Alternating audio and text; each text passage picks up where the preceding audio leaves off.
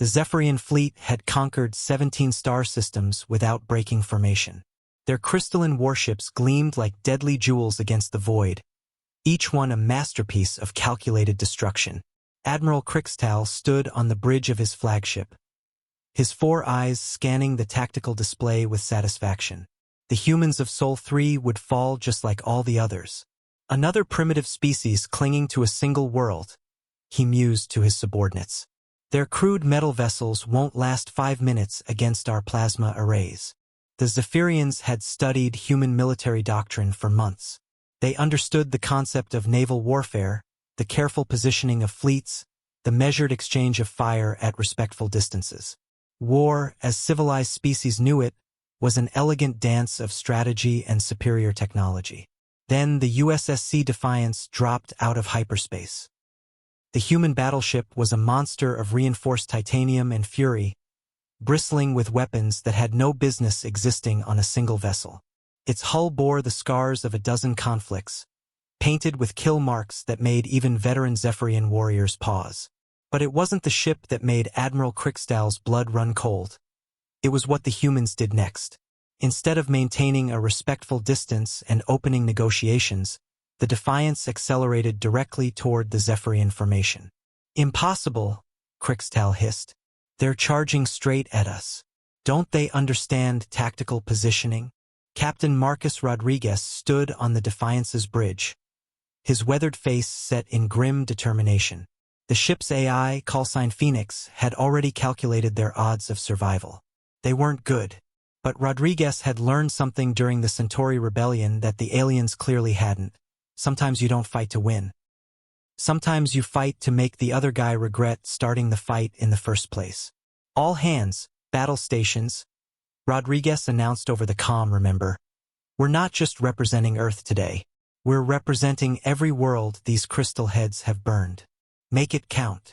The Zephyrians opened fire with their plasma arrays, expecting the human ship to veer away or return fire from a safe distance. Instead, the Defiance flew straight through their barrage, its shields flaring but holding. Point defense systems came alive, creating a deadly web of intersecting fire that obliterated incoming projectiles with mechanical precision. "They're not following any known combat doctrine," Krixtal's tactical officer reported, his voice shaking. "They're acting like berserkers." The truth was far more terrifying. The humans weren't acting like berserkers, they were acting like humans. They had taken the concept of naval warfare and stripped away everything civilized about it, leaving only raw, calculated aggression.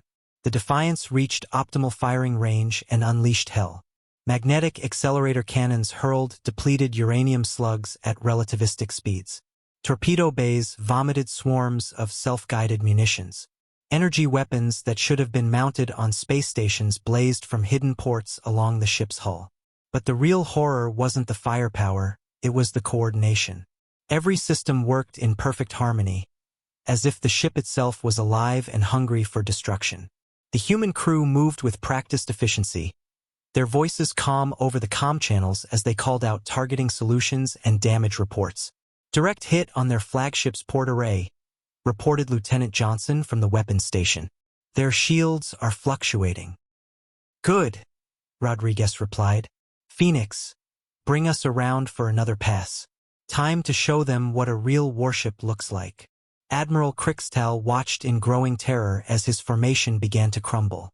The human ship moved through his fleet like a shark through a school of fish, taking hits but never slowing, never yielding. His carefully coordinated battle plan fell apart as ship after ship either fled or found themselves crippled by the relentless human assault. "This isn't how war is supposed to be fought," he whispered.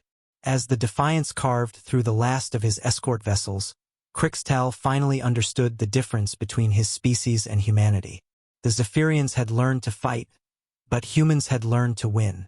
The retreat order echoed across 17 star systems that day, carrying a simple message. The humans had arrived, and they brought war with them.